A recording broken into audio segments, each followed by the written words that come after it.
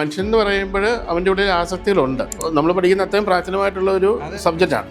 അപ്പോൾ അതിലൂടെ കടന്നു പോകുന്ന ഒരാളുകളെ സംബന്ധിച്ചിടത്തോളം അവർക്ക് ബോധത്തിൽ ആ വികാസം ഉണ്ടാവുകയാണ്.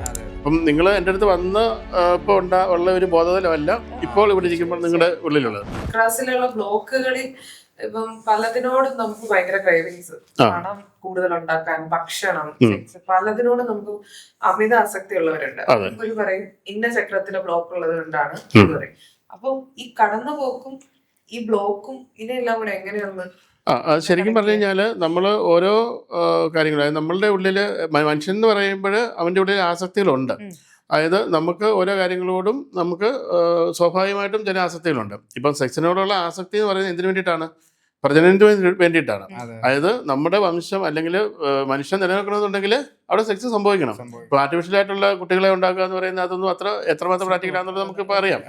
അപ്പോൾ സെക്സ് ഇല്ലാത്ത ഒരു സമൂഹത്തെ പറ്റി നമുക്ക് ഒരിക്കലും ചിന്തിക്കാൻ പോലും പറ്റില്ല. അപ്പോൾ സെക്സ് എന്ന് പറയുന്നത് സ്വാഭാവികമാണ്, സഹജമായ ഭാവമാണ്. അപ്പോൾ അതിനെ തടഞ്ഞുകൊണ്ട് നമ്മളൊരു കാര്യത്തിലേക്ക് പോകുമ്പോഴാണ് നമുക്ക് ആ ഒരു ഇഷ്യൂസ്, നമ്മുടെ ആ ഒരു ടെൻഷനും സ്ട്രെസ്സും ഒക്കെ നമുക്ക് ഉണ്ടാകുന്നത്. അപ്പോൾ ഓരോ കാര്യങ്ങളിലൂടെ നമ്മൾ കടന്നു പോകുന്ന സമയത്ത് നമ്മൾ അതിന് പരിപൂർണത നേടാനായിട്ട് വേണ്ടിയിട്ടാണ് നമ്മൾ ചക്രങ്ങളെ കൂടി ആ എനർജിയും കൂടി നമ്മൾ ഫോക്കസ് ചെയ്യുന്നത്. അപ്പോൾ ചക്രങ്ങളിൽ ഫോക്കസ് ചെയ്ത് പ്രാക്ടീസ് ചെയ്യുന്ന ഒരാളെ സംബന്ധിച്ചിടത്തോളം ഈ ഇതിൽ നമുക്ക് പെട്ടെന്ന് തന്നെ പൂർണ്ണനാകാൻ പറ്റും. ഇപ്പോൾ സ്വാധിഷ്ഠാനത്തെ ഫോക്കസ് ചെയ്ത് നമ്മൾ പ്രാക്ടീസ് ചെയ്തിരുന്ന ഒരു വ്യക്തിയെ സംബന്ധിച്ചിടത്തോളം അവനിൽ ആ സെക്ഷൽ എനർജിയെ അവന് പൂർണ്ണമാക്കാൻ പറ്റും. കാരണം ഈ സെക്ഷൽ എനർജി ആ സമയത്ത് കുണ്ടലിനിയായിട്ടാണ് പ്രവർത്തിക്കുന്നത്. ഈ സെക്ഷൽ എനർജി തന്നെ നമ്മൾ സെക്സിൽ ഏർപ്പെടുന്ന സമയത്ത് ആ സമയത്ത് അത് കുണ്ടലിനി തന്നെയാണ്, അതും കുണ്ടലിനിയാണ്. അപ്പം ആ ശക്തമായ ആ എനർജിയെ നമുക്ക് എങ്ങനെ റീഫോം ചെയ്ത് നമുക്ക് നമ്മുടെ ആ കുണ്ടലിനി എനർജിയുമായിട്ട് കണക്ട് ചെയ്ത് അതിനെ എങ്ങനെ ക്ലിയർ ചെയ്യാമെന്നാണ് നമ്മൾ സ്വാധിഷ്ഠാന ചക്രത്തിൽ പഠിക്കുന്നത്. ആസക്തി അല്ല കുണ്ടലിനി എന്ന് പറയുന്നത്. ആസക്തി മനുഷ്യ സഹജമായിട്ടുള്ള കാര്യമാണ്. ഇപ്പം നമുക്ക് ഭക്ഷണത്തിനോട് അമിതമായ ആസക്തി, അപ്പം അത് ആസക്തി. അപ്പം അതൊക്കെ എന്ന് പറഞ്ഞാൽ നമ്മുടെ നീഡ്, അതായത് നമ്മുടെ നോർമൽ നമ്മുടെ സഹജമായിട്ടുള്ള ഭാവത്തിൽ നമ്മുടെ നീഡായിട്ട് ഓരോ കാര്യങ്ങളെ നമ്മൾ അനുഭവിക്കുമ്പോഴാണ് നമുക്ക് അതിനോട് കൂടുതൽ അറ്റാച്ച്മെന്റ് തോന്നുന്നത്. ആസക്തി എന്ന് പറയുന്നത് നമുക്ക് ഒരു കാര്യത്തോട് ഉണ്ടാകുന്ന അറ്റാച്ച്മെന്റ് ആണ്, കൂടുതലായിട്ടുള്ള അറ്റാച്ച്മെന്റ് ആണ്. അപ്പോൾ ആ അറ്റാച്ച്മെന്റിലൂടെ നമുക്കത് കൂടുതൽ നേടണം എന്നുള്ള, അതായത് പരിധിക്ക് അപ്പുറവും നേടണം എന്ന് പറയുമ്പോഴാണ് അതിന് ആസക്തിയായിട്ട് മാറുന്നത്, അല്ലേ? അങ്ങനെ ഉണ്ടാകുന്ന ആസക്തികളെ നമ്മൾ സാറ്റിസ്ഫൈ ചെയ്യുന്ന തലത്തിലേക്ക് നമ്മൾ എത്താതിരുന്നാൽ അവിടെ ആ ഒരു കാര്യം നമുക്ക് എപ്പോഴും ഒരു വലിയ ടെൻഷനായിട്ട് അല്ലെങ്കിൽ സ്ട്രെസ്സായിട്ട് നമ്മുടെ ഉള്ളിൽ കിടക്കുന്നുണ്ടായിരിക്കും.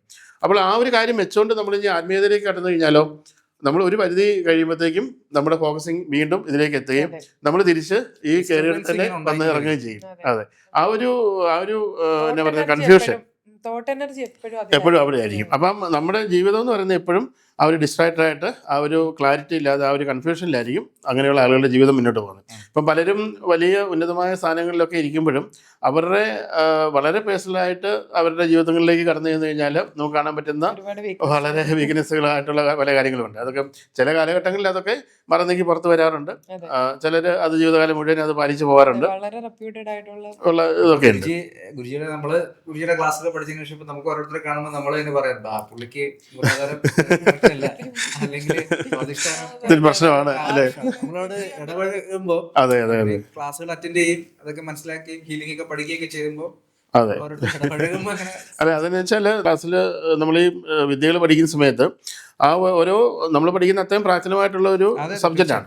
അപ്പോൾ അതിലൂടെ കടന്നു പോകുന്ന ഒരാളുകളെ സംബന്ധിച്ചിടത്തോളം അവർക്ക് മറ്റുള്ള ആളുകളെ, ഞാൻ പറഞ്ഞില്ലേ നമ്മൾ മുമ്പേ പറഞ്ഞ പോലെ തന്നെ, ആ ബോധത്തിൽ ആ വികാസം ഉണ്ടാവുകയാണ്. അപ്പം നിങ്ങൾ എൻ്റെ അടുത്ത് വന്ന് ഇപ്പോൾ ഉള്ള ഒരു ബോധതലമല്ല ഇപ്പോൾ ഇവിടെ ഇരിക്കുമ്പോൾ നിങ്ങളുടെ ഉള്ളിലുള്ളത്. അപ്പോൾ ആ ബോധത്തിൽ വികാസം ഉണ്ടാകുമ്പോൾ നമുക്ക് ഈ പറഞ്ഞ ഒരു വ്യക്തിയെ കാണുമ്പോൾ ആ വ്യക്തി ഏത് തരത്തിലുള്ള ആളാണെന്നും അല്ലെങ്കിൽ ഇനി വരാൻ പോകുന്ന കാര്യങ്ങൾ എന്തൊക്കെയാണെന്നും ഒക്കെ നമുക്കുള്ള ആ ഇൻഡ്യൂഷൻസും കാര്യങ്ങളും വ്യക്തികളെ മനസ്സിലാക്കാനുള്ള കാര്യങ്ങളും ഒക്കെ നമുക്ക് കിട്ടും. അതാണ് ഈ ഞാൻ മുമ്പേ സിദ്ധികളെ പറ്റി പറഞ്ഞപ്പം അതിനകത്ത് ഉള്ള ഒരു സിദ്ധിയാണ് പ്രാഗാമ്യം. പ്രാഗാമ്യം എന്ന് പറയുന്നത് ഒരു വ്യക്തിയുടെ മാനസികമായ തലങ്ങളെ നമുക്ക് അറിയുന്ന സിദ്ധിയാണ്. അപ്പം അത് സൂക്ഷ്മമായ തലങ്ങളിൽ നിങ്ങൾക്ക് ഇപ്പം അറിയാൻ സാധിക്കുന്നുണ്ട്. അപ്പം നിങ്ങൾക്ക് ആ സിദ്ധി ഉണ്ടല്ലേ? അല്ല, അത് ഈ അഡ്വാൻസ് ക്ലാസ്സിൽ ഞാൻ നിങ്ങളെ കൊണ്ട് ഓറ നഗ്ന നേത്രങ്ങൾ കൊണ്ട് ഓറ കാണാനായിട്ടുള്ള പ്രാക്ടീസ് തന്നു, അല്ലേ?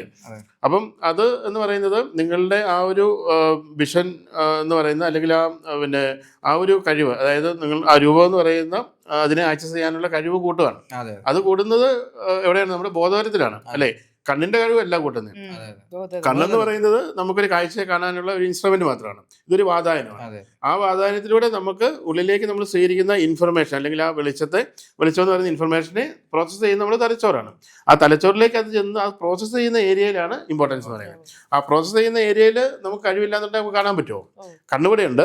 ഈ കണ്ണിന്റെ ഇൻഫർമേഷൻ പ്രോസസ്സ് ചെയ്യുന്ന തലച്ചോറിന്റെ ആ ഭാഗം നമ്മുടെ ഉള്ളിൽ ശരിയായ രീതിയിൽ പ്രവർത്തിക്കുന്നില്ലെങ്കിൽ നമുക്കൊരു കാഴ്ച കാണാൻ പറ്റുമോ? ഒരിക്കലും കാണാൻ പറ്റില്ല. അപ്പം കണ്ണെന്ന് പറയുന്നത് കണ്ണല്ല കാണുന്നത്. അകക്കണ്ണെന്ന് അകക്കണ്ണ് വേറൊന്ന് ആണ്. നമ്മുടെ ഉള്ളിലുള്ള ആ ഒരു ബോധാവസ്ഥയാണ് നമ്മുടെ അകക്കണ്ണെന്ന് പറയുന്നത്. ഇതെന്ന് പറയുന്നത് ഞാൻ പറഞ്ഞത് നമ്മുടെ ഫിസിക്കലായിട്ടുള്ള കാര്യം. അതായത് നമ്മുടെ കണ്ണെന്ന് പറയുന്നത് കണ്ണല്ല കാണുന്നത്. കണ്ണെന്ന് പറയുന്നത് കാണാനുള്ള ഒരു ഇൻസ്ട്രുമെന്റ് മാത്രമാണ്. അപ്പോൾ കണ്ണിലൂടെ കടന്നു വരുന്ന ആ പ്രകാശം എന്ന് പറയുന്ന ഇൻഫർമേഷനെ പ്രോസസ്സ് ചെയ്യുന്ന നമ്മുടെ ബുദ്ധിയുടെ അല്ലെങ്കിൽ തലച്ചോറിന്റെ ആ ഭാഗമാണ് ശരിക്കും പറഞ്ഞാൽ ആ കാഴ്ച നമുക്ക് വേണ്ടി ഒരുക്കുന്നത്, ആ കാഴ്ച നമുക്ക് മനസ്സിലാക്കി തരുന്നത്. അപ്പോൾ അവിടെ നമ്മൾ ആ ഒരു തലത്തെയാണ് നമ്മൾ വികസിപ്പിക്കുന്നത്. ഉദാഹരണം പറഞ്ഞാൽ ഇപ്പം നമ്മൾ ആജ്ഞയിലേക്ക് കയറി വർക്ക് ചെയ്യുന്ന സമയത്ത്, അതായത് നമ്മുടെ തേടയിലേക്ക് നമ്മൾ വർക്ക് ചെയ്യുന്ന സമയത്ത് നമ്മുടെ ബൗദ്ധിക തലം കൂടുതൽ ഉയരുകയാണ്.